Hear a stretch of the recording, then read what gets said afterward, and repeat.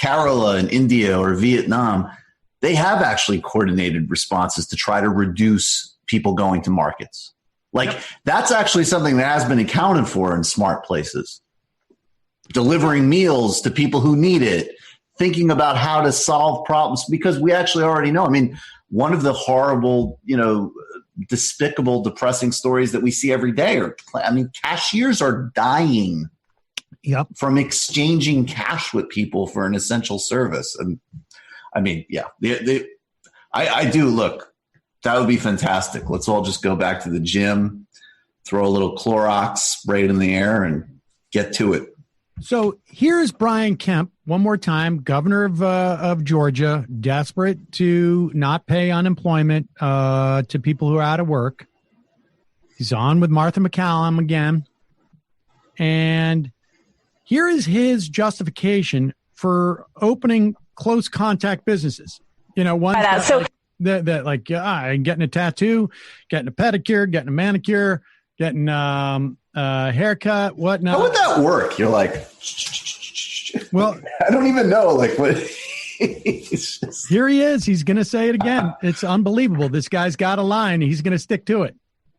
So, for instance, is it in Atlanta, if someone wants to get their nails done or their hair done on Friday or a tattoo or go to a gym, I mean, these are very close contact kinds of businesses that are the first ones on your list. Can you explain why you would start with those kinds of businesses on day one? Well, those are the ones who are closed. The other businesses in Georgia are still currently opening under the order that I have now, and we're coming down. I think that's what a lot of people don't understand. But you also have to give that fitness owner or that owner in a hair salon the ability to be able to be a partner in this fight that we're in. They're going to have to follow the strict guidelines. I would tell you that I imagine there'll be people in gyms that'll be a lot safer than they would be going to the grocery store or some of the other places of business that are part of the critical infrastructure that's been designated at the federal level. This is going to take some common sense. Our people in our state have learned a lot through this. They have helped us be a solution to the problem, to flatten the curve, and to start getting on the other side of this. I just wanted to be fair, Sam, I just want to say I have stopped doing squats at the bodega. That's right. That's that it really has shifted my whole attitude towards, doing planks as an example when I'm buying milk. I don't do that anymore. It's part of a broader effort. I no longer sweat on the produce. Yeah. It used to be one of those things where I'd just be like, and then I would just rub all the produce. And now I don't do that anymore. I just don't do it. I like this. You're thinking about the bigger struggle we're in. I like this concept of like, we're going to get in the fight. We're going to fight this virus. You come over here, you want to take me on, virus, I'll kick your ass. Like, it's this attitude of like, I don't know. It's just as if like, I mean. Bringing in the pyrotechnic guys to help fight the fire. Yeah, it's just this attitude of like, but it's just this attitude of like, I don't. Admitting you have an immune system makes you a pussy. Yeah, but it's also just sort of like even like just admitting that there are things in nature that I don't like. I can't believe this appeals to people. It is. There were predictions in the beginning that this was like going to facilitate a return to facts or whatever. And look, I don't know if that's the best framing to look at politics to begin with, frankly, but inside that type of politics, no, it won't, because it is between the fact that there's literal political priorities for the donor class. Right. Got to get people out to work and kill them because we got money to make. And this other like deep fanatical beliefs about how we can control our external environment. I mean, and you see stories like this regularly. Well, I will say this. People are dying. Brian Kemp obviously is doing it because he wants to cut the expenses of his state. And this is one of the ways to do it. He's willing to do that without even hesitation to do it on the backs of working people. Right. He doesn't care. He doesn't care. And he's throwing this attitude of like the fight. The rhetoric is to get the dupes who are like, that's right, we're going to show COVID-19 who's boss. This is America. You can't come in here and, give us a virus. And that, I think, is going to appeal. I mean, it appeals to a lot of those people. I do think that there will be some people who, and cue up clip number 12, Brendan, there will be some people, some percentage, maybe it's 5%, 10% of people who will be like, I mean, I've been thinking about, like, how is this going to impact my 14-year-old daughter in terms of the way that she perceives, like, my 7-year-old son, I think it's really going to hurt him socially. Yeah. Because he's afraid of people now because he thinks he's going to get it. My 14-year-old daughter, she's not afraid of people. She realizes this is something like, this is a different situation. But I think she's also, like, going to learn that we are connected in a way that maybe is more visceral than people have understood in the past. And I think some people, I think some people definitely have a much greater sense of interdependence out of this, for sure. And then I think there's some people like this 21-year-old woman from Nashville, Tennessee. This is a news report that's coming from Fox 17 in Nashville. Oh, this is sad. Yep. Seen the spring breakers who act as if they are immune to the coronavirus. Some believe it's only going to impact older Americans. Well, guess what? You know it. They are wrong. Fox 17 News' Harriet Wallace is sharing a warning to those young people from a young person. Yeah, this is Ireland Tate. She's 21 years old, and like many folks her age, she made a joke about the coronavirus, said she and her friends still going out publicly and privately. It was a joke until she got the virus herself. Ireland Tate is young, full of life, unbothered, and unafraid of the coronavirus pandemic. So I'm aware that we're supposed to be like self-quarantining and like social distancing and like all these things to like keep everyone safe. I get it. Cool. Great. The 21-year-old is a picture of perfect health. I just don't think that I'm going to get the virus. Until now. Feels like there's someone sitting on my chest at all times. It's really hard to breathe. I've coughed until my throat has bled. There are still those who believe that the virus only affects those who are elderly. And I mean, hopefully that's as bad as it gets for her in terms of her health. But Jesus, that's at one point, and I still, it's possible. Maybe 30%, 40%, 15, 20% of the population in this country has already got it. It was asymptomatic. They didn't even know I had it. And we are closer to some type of herd immunity than we realize. And maybe, we'll have a couple of these sort of blips and then it'll be over. And that would be great. But it's also possible that that's not the story, and that the story will be that we're going to go through waves of crises like these. And when we get into a situation where hospitals are already at capacity because of the actual flu, that we have even something more of a disaster. We don't know. And I certainly hope it's the former and not the latter. But it's quite possible there's a lot of people who are about to get, schooled in a way that is going to be really unfortunate for everybody.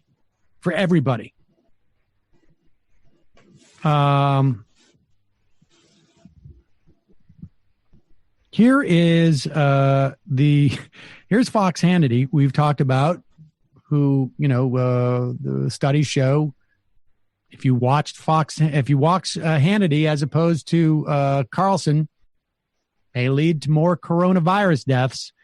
Here he is sharing a bunch of headlines from March saying that COVID-19 is Trump's biggest disaster. And he's just convinced. Remember, we're supposed to 60,000, right, was the model that the administration was using. We're already close to 50,000 as of probably today. Maybe it's like around 46. We're losing about 2,000 people a day. And we're about to go into a situation where in a couple of these states, they're going to take off they're going to basically say, go out, party. Here's Sean Hannity. This is clip number 7. They will even politicize a virus because they so hate Donald Trump. That's how sick they are. But meanwhile, we have their timeline. March 8th, fake news, CNN. It's Trump's Katrina. Yeah, in the middle of Trump getting the supplies together. March 9th, Washington Post. This is Eric Pimple's paper, calling it Donald Trump's Chernobyl. March 12th, when President Trump extended the travel ban to Europe, the mob slammed him for infecting international relations. March 13th, when the president declared a national emergency, Time magazine called it an admission of failure.